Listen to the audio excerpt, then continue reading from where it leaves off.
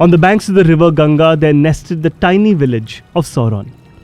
Here, one fine day, Pandit Atmaram Dubey could be found waiting anxiously outside his house. He was terribly concerned for his wife, who was about to have a child. After what seemed like an eternity, Panditji's maid Chunya came running outside the house. Panditji, it's a boy. But your wife? She's unconscious. Within a few minutes, the news got even worse. His wife was no more, and the Panditji was beside himself with grief. Soon, an astrologer was summoned, and he had some troubling advice. He said, "This child bodes evil. If you do not abandon him, he will destroy you too." Though reluctant, Panditji decided to cast the boy away. Fortunately, Chunya wouldn't stand for this. She took the baby home with her to raise him as her own son. But neither Chunya's husband nor her mother-in-law were thrilled with her decision.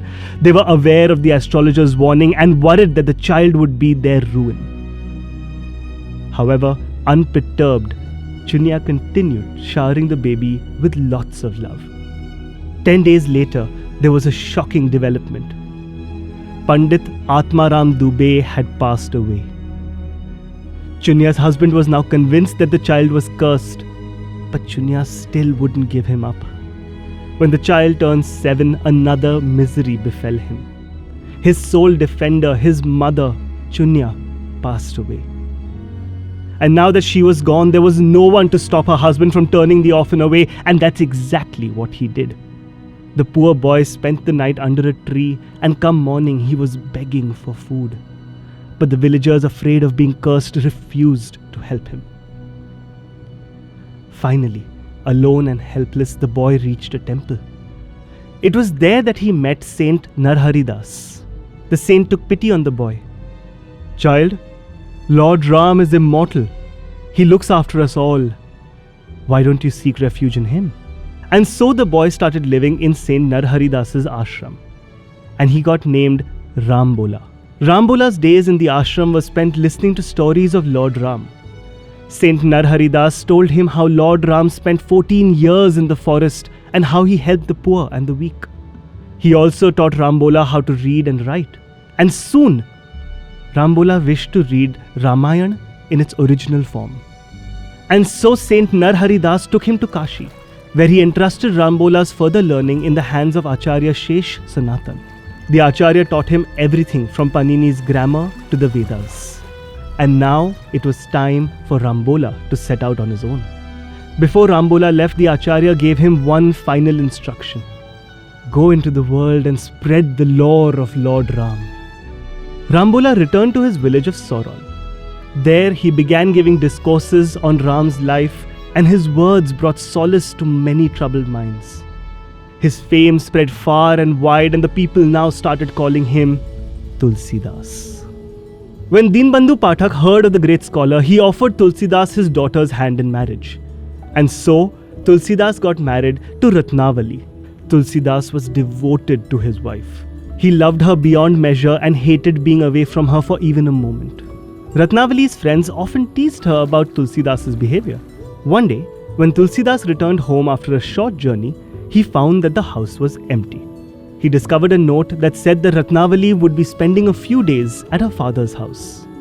The thought of being away from Ratnavali tortured Tulsidas, and without wasting a single moment, he rushed out to meet his beloved wife. However, the boatman refused to ferry Tulsidas across the river. It was a stormy night, and the river was in full flood. So Tulsidas started walking along the bank dejected, and just then he saw a corpse floating by.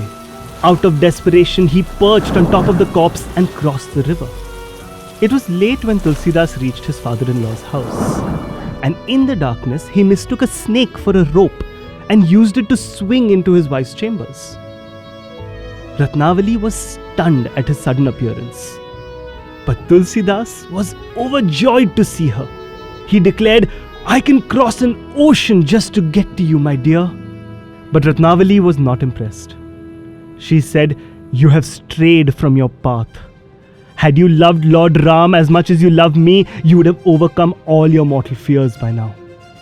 Tulsidas was rendered speechless, and without another word, he just turned around and left. Disillusioned with family life, Tulsidas moved to Prayag, and on the banks of the river Ganga, he renounced the world. From Prayag, Tulsidas travelled to Rajapur, and there he started giving his discourses on the Ramayana in Hindi, since that was the language of the region. Here too, people flocked to hear Tulsidas speak. But not everyone was happy with him. Several orthodox Brahmins objected to the Ramayana being read in Hindi, and they strongly believed that Sanskrit was the only language worthy of being used for reading the sacred text. But none of this affected Tulsidas. He continued his discourses undeterred. Amongst his listeners was an old man. He was always the first person to arrive and the last one to leave. All of a sudden, one day, Tulsidas realized that that man was none other than Lord Hanuman. And he was right. The old man transformed into Lord Hanuman in front of his eyes. Tulsidas begged Lord Hanuman to lead him to Lord Ram. Smiling, Lord Hanuman said, "Go to Chitrakoot. There, you'll attain your heart's desire." And so Tulsidas moved to Chitrakoot. One day, as Tulsidas sat by the river rubbing sandalwood on a stone, two handsome princes arrived there. He applied some sandalwood on their foreheads and they set out on their way. Once they left, a parrot arrived. The parrot told Tulsidas that the two princes were none other than Lord Ram and his brother Lakshman. Tulsidas was convinced that the parrot was once again Lord Hanuman in disguise. He hurried to get another glimpse of his beloved Lord Ram, but the princes had disappeared. And this incident changed Tulsidas forever. Soon after, he set out on a pilgrimage and his first stop was Vrindavan.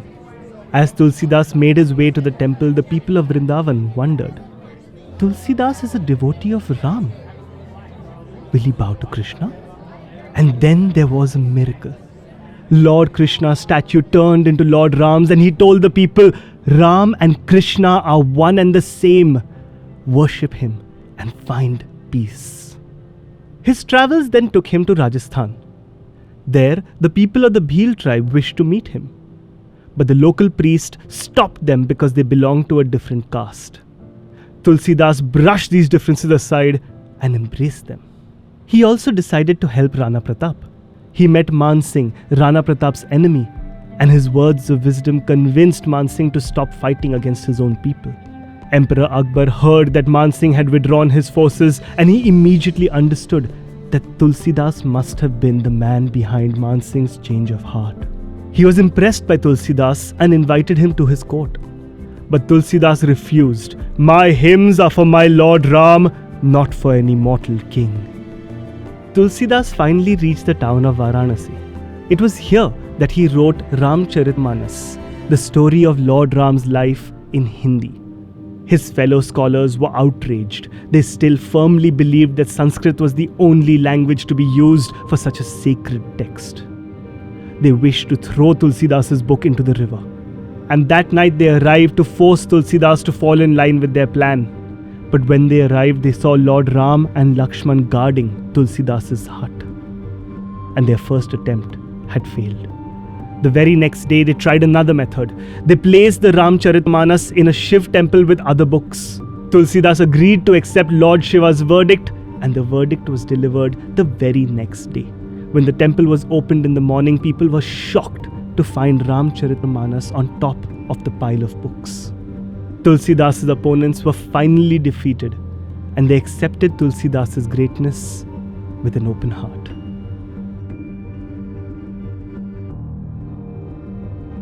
This video was adapted from an Amar Chitra Katha comic.